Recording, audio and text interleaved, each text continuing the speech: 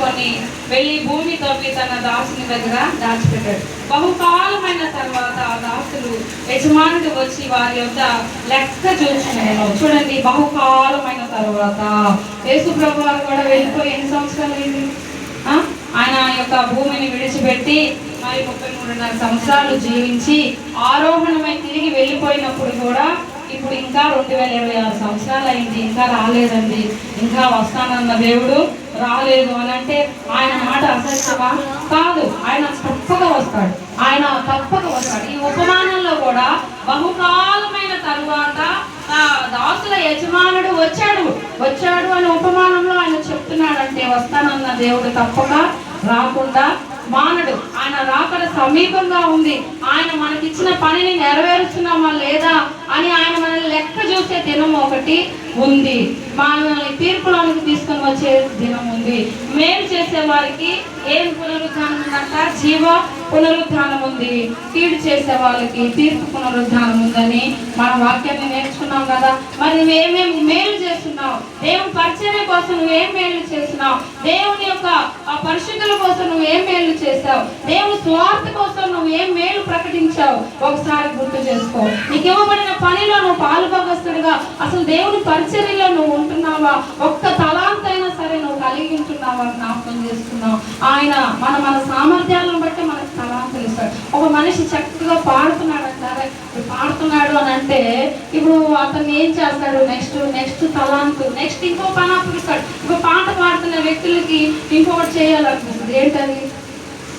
చెప్పాలి. పాటలు పాడే బిడ్డలకి ఇంకో పని, చక్కగా దేవుని పని నేను చేయాలి అని వాళ్ళకు ఆసక్తి వస్తుంది. మీకే తెలియాలి ఏం చేయాలనిపిస్తుంది. వెరీ గుడ్, ఆరాధన చేయాలి. నేను బాగా పాడుతున్నాను కదా, నన్ను కూడా వర్షిప్ చేపిస్తే బాగుండు అని అనిపిస్తుంది. ఇప్పుడు వర్షిప్ చేసేదానికి వచ్చేసిన బిడ్డలకి ఇప్పుడు ఇంకొక ఆశ వచ్చేస్తుంది. అలాగే ఒక పని తర్వాత ఒకటి వీళ్ళు చేయగలరా అంటేనే వాళ్ళకి అన్ని తలాంతులు దేవుడు వాళ్ళకి ఇస్తున్నాడు. మరి ప్రార్థన ఫస్ట్, అన్నిటికీ బేసిక్ పాయింట్ ఏంటంటే నువ్వు చక్కగా ప్రార్థన చేసే వ్యక్తిగా ఉండాలి. నువ్వు ఫస్ట్ వాక్యం వినే వ్యక్తిగా ఉండాలి. అనేకమైన బోధలు బోధించే కంటే సమీపించి దేవుని వాక్యాన్ని విన్నప్పుడు అనేకమైన దేవుని మాటలు నీ హృదయంలో నిల్వ చేయబడతాయి. నువ్వు చక్కగా వింటున్నావే, అది కూడా ఒక తలాంతు. దేవుడు నీకు ఇచ్చిన పని. ఇదిగో సర్వజనులారా నా యొద్దకు వచ్చి నా వైపు చూచి రక్షణ పొందమంటున్నాడు. నువ్వు లోకంలో, పాపంలో, శాపంలో కలిసిపోకుండా దేవుని మందిరావరణంలోనికి చక్కగా వచ్చి వింటున్నావే, ఇది కూడా దేవుడు నీకు ఇచ్చిన ఒక పనినే. ఈ పనిని నువ్వు సంపూర్తిగా హృదయపూర్వకంగా చేసినప్పుడు ఇప్పుడు నీకేమనిపిస్తుంది? దేవుని మాటలు విన్న నీవు ఇప్పుడు మళ్ళీ ఏమనిపిస్తుంది? అరే, పాస్టర్ చెప్పే వాక్యం నిజమేనా?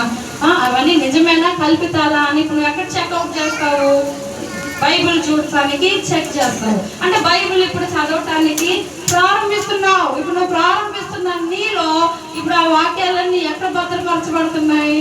నీ హృదయంలో భద్రపరచబడుతున్నాయి. ఆ వాక్యాలన్నీ నువ్వు ఇవన్నీ నిజమా కాదా అని పరీక్షించి చూస్తున్నప్పుడు, ఆ వాక్యాలను నువ్వు హృదయంలో భద్రపరచుకుంటున్నప్పుడు ఇప్పుడు చక్కగా నీకేమొస్తుంది? ప్రార్థన వస్తుంది. అనార్గళమైన ప్రార్థన, హృదయపూర్వకమైన ప్రార్థన, నిస్వార్థమైన ప్రార్థన. మనుషులందరి కోసం పౌలు భక్తుడు తిమోతి రాసిన పత్రికలో అంటాడు కదా, అందరి కోసం ప్రార్థన చేయమన్న దేవుని వాక్యము.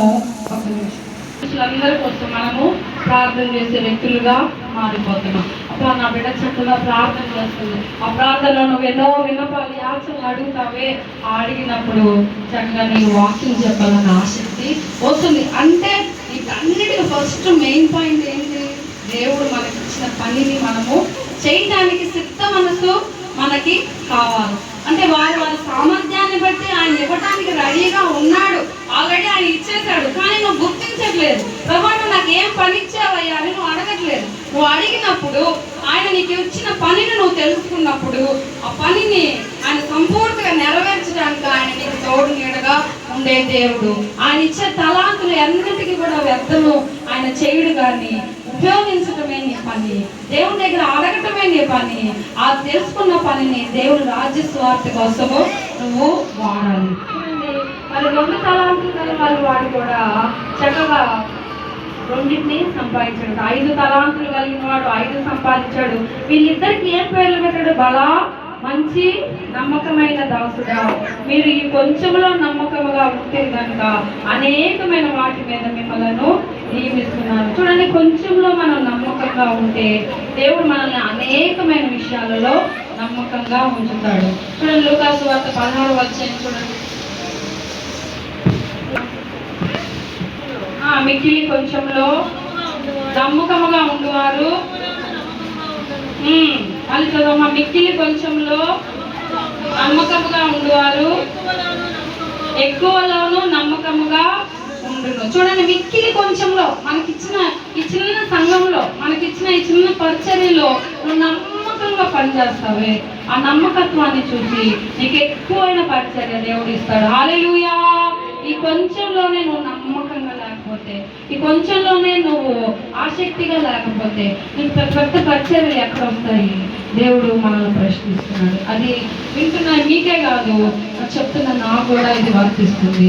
కాబట్టి మనం కొంచెంలో ఎప్పుడైతే దేవుడికి నమ్మకంగా ఉంటామో, దేవుడు అంటున్నాడు కదా, నమ్మకమైన మంచి దాసుడా, నువ్వు కొంచెంలో నమ్మకంగా ఉన్నావు కాబట్టి ఎక్కువైన దాంట్లో కూడా నువ్వు నమ్మకంగా ఉంటావు. అయితే వీళ్ళిద్దరు సంగతి బాగానే ఉంది. అది లాస్ట్ వ్యక్తి గురించి చెప్పి నేను వాటిని ముగిస్తాను. తర్వాత ఒక తలాంతు తీసుకున్నవాడు వచ్చి 24వ వచనం చూడండి. తర్వాత 24వ వచనం, లూకా సువార్త 25వ వచనం, 25వ అధ్యాయము 24వ వచనం. తర్వాత ఒక తలాంతు తీసుకున్న వాడు వచ్చి, అయ్యా, నీవు ఇతరి చోట పోయి వాడవును, చల్లని చోట పంట చూసుకున్న వాడునైనవని నేను ఎరుగుదును కనుక నేను భయపడి వెళ్ళి నీ తలాంతును భూమిలో దాచిపెట్టింది. వీడు చూడండి, వీడు చేసేదానికి సోమరయ్యి, దేవుడిచ్చిన పనిని చేసేదానికి సోమరయ్యి, వీడు ఏం చెప్తున్నాడు? చెప్పే సాక్ ఏంటయ్యా అంటే, ప్రభువా, నీవు వెచ్చని చోట పోయి వాడవను, చల్లని చోట పంట కూర్చుకొని వాడవనైనవని, కఠినుడవని నేను ఎరుగుదును అని భయపడ్డానంట.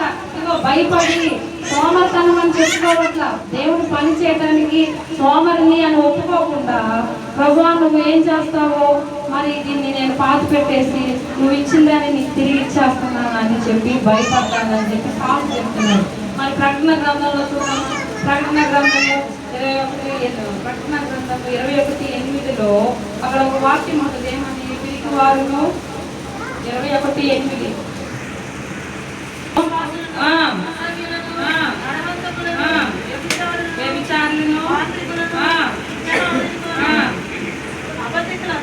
అబద్ధికులందరూ అగ్ని గంధకములతో. చూసారా, ఇక్కడ ఏముంది? పిరికి వారును, అవిశ్వాసులు, అసహ్యులు, నరహంతకులు. వీడు ఏం చెప్తున్నాడు? భయపడ్డాను అంటున్నాడు. అంటే వీడు ఎవరు? పిరిగివాడు అనమాట. దేవునికి అయ్యా నేను భయపడ్డానని చెప్పేది అబద్ధం. అంటే వీడు దీనిలో ఏ జాబితాలో ఉన్నాడు? అబద్ధికుల జాబితాలో కూడా ఉన్నాడు, పిరిగివాడి జాబితాలో కూడా ఉన్నాడు. కాబట్టి వీళ్ళు ఎక్కడికి తోసేయాలంట? అగ్ని గంధకాల్లోకి తోసేసి, అగ్ని మండుచున్న అగ్నిలోకి తోసేయమని ప్రకటన గ్రంథంలో ఉంది.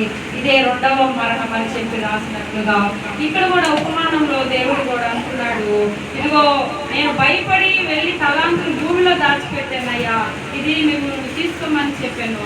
అందుకు అతని యజమాని వాళ్ళు చూసి, సోమరువైన చెడ్డ దాసుడా, నీకు ఇచ్చిన ఒక్క తలాంతుని, నీకు ఇచ్చిన ఒక్క పనినే, నీకు ఇచ్చిన ఒక్క విషయాన్ని నువ్వు సరిగ్గా చేయలేదంటే ఇంకా నువ్వు ఎక్కువైన పని ఏం చేస్తావు? నువ్వు సోమరువైన చెడ్డ దాసుడివి, కాబట్టి నీవు వెళ్ళు అగ్ని గంధకంలో అని చెప్పి ఆయన్ని తోసేస్తున్నట్టుగా మనం చూస్తున్నాం. కాబట్టి మనము ఈ యొక్క విషయాలన్నింటినీ మనం చూస్తున్నాం. సోమరి అయిన చెడ్డ దాసుడిగా మనం ఉండకూడదు. 5 తలాంతులు కలిగిన వ్యక్తిగా, ఇదిగో కొంచెంలో నమ్మకంగా ఉంటే అనేకమైన వాటిల్లో దేవుడు మనల్ని నమ్మకంగా పెడతాడు. మనకిచ్చిన తలాంత ఏదో దేవుడి దగ్గర మనం అడిగి తెలుసుకున్నాం. ప్రభు నాకు చక్కగా ప్రార్థన చేసే తలాంత ఇచ్చావా, నేను అనేకుల కోసం ప్రార్థన చేస్తానయ్యా అని నువ్వు ప్రార్థనలో నమ్మకంగా ఉంటే దేవుడు నిన్ను ఉపదేశంలోకి నడిపిస్తాడు. ఉపదేశంలో నమ్మకంగా ఉంటే అనేకమైన పరిచర్యలకు నేను వాడుకుంటాడు దేవుడు. రాజ్య సువార్త కంటపడటానికి ఆయన నిన్ను నన్ను ఏదో ఒక ఉద్దేశంలోనే ఆయన మనల్ని ఈ భూమి మీదకి పంపించాడు. కానీ ఆయన వ్యర్థంగా మన సామర్థ్యాలన్నీ ఆయనకి తెలుసు. మన మీద ఆయన నమ్మకం పెట్టుకొని మనల్ని భూమి మీదకి పంపించాడు. మన మీద ఆయన ఆధారపడి, ఆయన రాజ్య సువార్త మనం కొడతామని ఆధారపడి ఆయన అంటున్నాడు, నేను వెళ్ళి నేను ఉండే స్థలంలో మీరు ఉండాలి అని చెప్పి మనకు ఒక పనిని అప్పగించినప్పుడు, మరి యజమానుడు వచ్చి తన దాసులను పరీక్షించిన రీతిగా బహుకాలమైన తరువాత దేశాంతరములకు వెళ్ళిన మనుషుడు ఎలాగైతే తిరిగి వచ్చాడో, ఆనాడు ఆరోహణమై తిరిగి వెళ్ళిపోయినటువంటి యేసు ప్రభువారు మళ్ళా రెండవ రాకడు ఇదిగో ఆయన మేఘారూఢుడై తిరిగి వస్తున్నాడని చెప్పిన వాక్యము నమ్మదగినది. వస్తానని చెప్పిన దేవుడు తప్పక వస్తాడు. నీకు ఇచ్చిన పనిని నువ్వు సంపూర్తిగా నెరవేరిస్తే ఇదిగో నేను బలా మంచి దాసుడా, నమ్మకమైన మంచి దాసుడా అని పిలుస్తాడు.